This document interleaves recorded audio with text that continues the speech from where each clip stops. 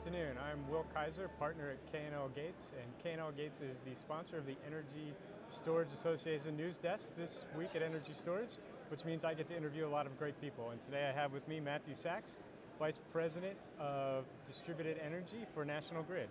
Welcome and thanks for taking the time to talk with me. Thanks for having me, Will. So let's start off. Energy storage is used around the world by utilities for a number of different things. You can use it for transmission, generation, distribution, ancillary services. Why don't you give me a little bit of background about how National Grid approaches energy storage and the way you use it? Yeah, I'd love to do that. Just to start off, I'd like to say we're quite bullish on many of the applications of storage, and National Grid, to give a little context, is both a global but a local company. To give a little background on National Grid, we are the system owner, or transmission system owner, and as well as gas distribution in the UK, and the system operator.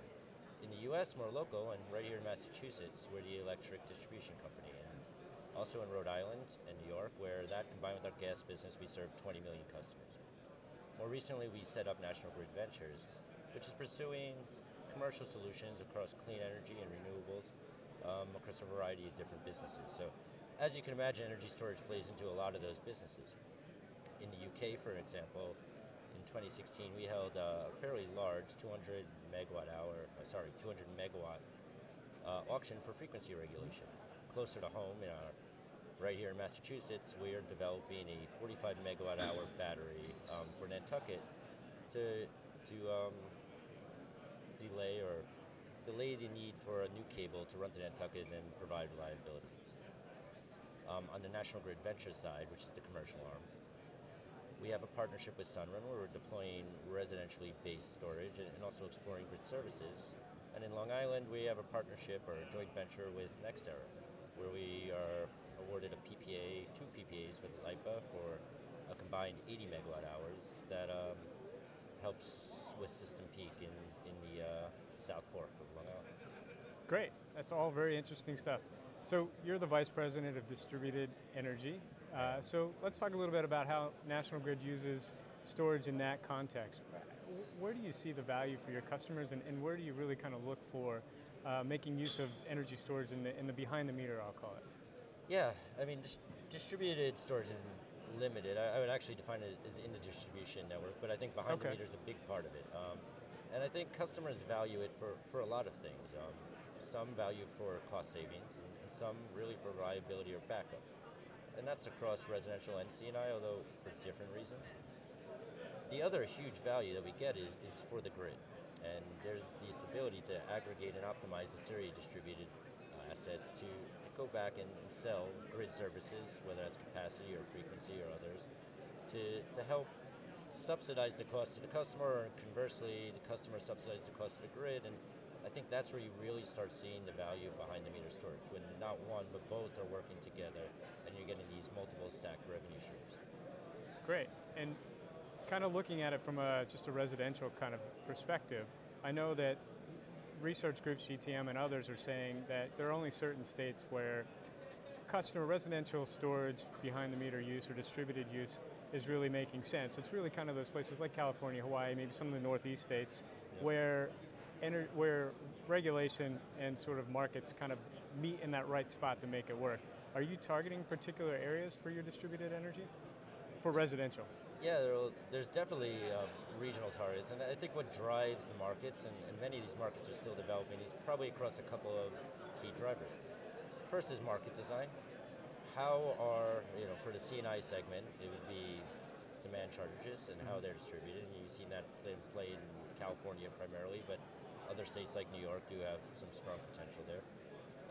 But also time of use, or net metering policy, which is relevant in Hawaii or now in California with net metering 2.0. We go back to this grid services would be the second main driver. Where is those services value? Where is the grid congested? Where do you have high peak to average load? This is where you can provide relief to the system and defer the need to build other assets, which creates value for that customer in the end, although it's value for that society, so to speak.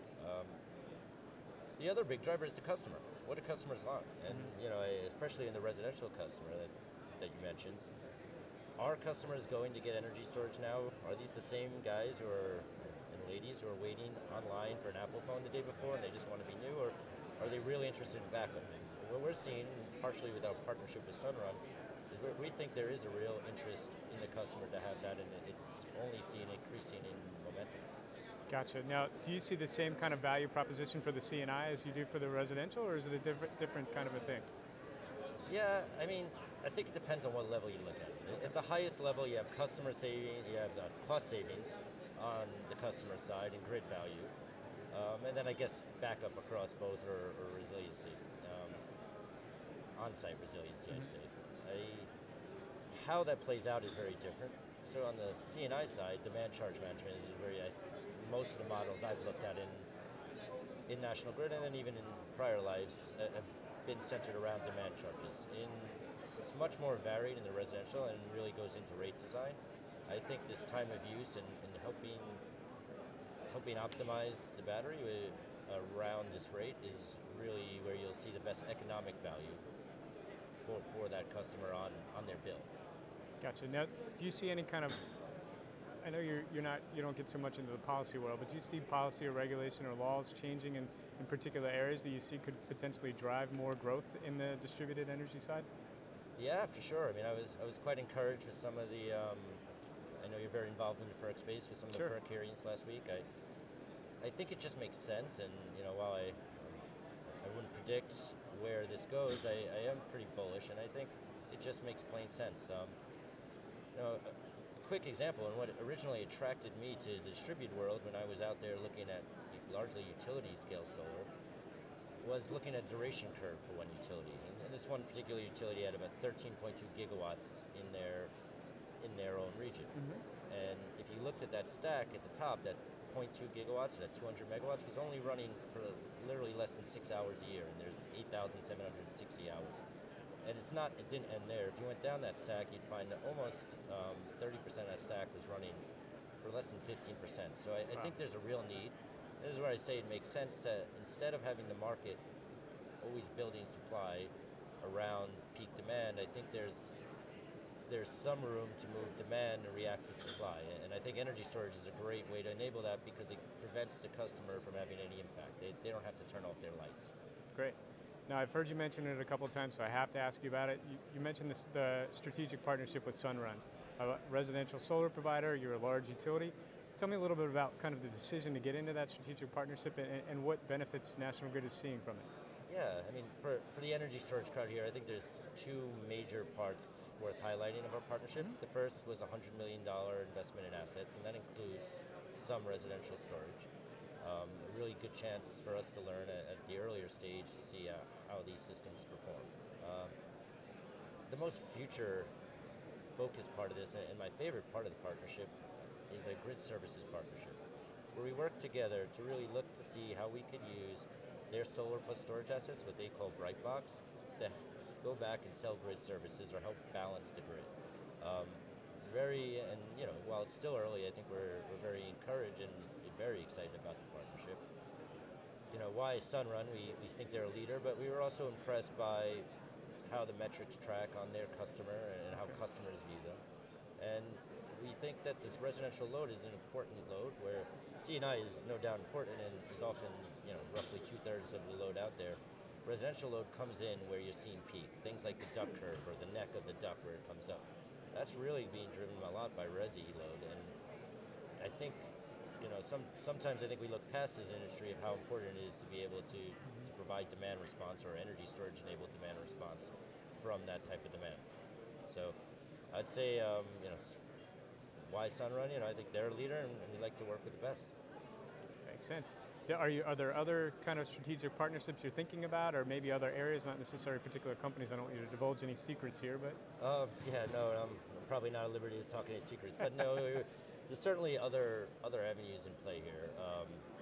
To start off, we've invested in EIP, Energy Impact Partners. Mm-hmm. That's a private equity venture firm that's investing in across different innovation parts of the value chain, and that includes several players involved in energy storage, including AMS. Another way part of my team did was an investment in Bala, and Bala doesn't deploy storage, but they actually make software that aggregates and optimizes a series of distributed loads, loads and DERs, including energy storage, to act as a virtual power plant. So lots of stuff going on like that, and we are very bullish on the outlook of storage, and really think that the time is now to facilitate this innovation, help the sector evolve, and make sure that we play a good part in it. So, taking steps, we brought on and stood up with National Grid Ventures in the last year, and I'd like to say we're really just getting started, and there's going to be good things ahead. Great. So, final question for you, just to kind of talk a little bit about the future. Where do you see kind of National Grid going in the future? Where do you see sort of distributed energy and storage? What's your prediction for the next couple of years for storage and for National Grid in particular? I think storage is going to continue to grow. I think the costs are going to continue to come down, and we're going to keep finding more applications for it. And National Grid, we're going to, we're a big company, and we're going to use it across a lot of those earlier segments that I mentioned, everywhere from our SO in the UK to our distribution utilities in the US, and certainly National Grid Ventures. So it's going to be a big part, and I think we're really at I'd say we're at the later stages of the early part of a paradigm shift of how we use, supply, and store energy. So looking forward to see how this evolves, but the one thing I'm sure is energy storage will be a part of it.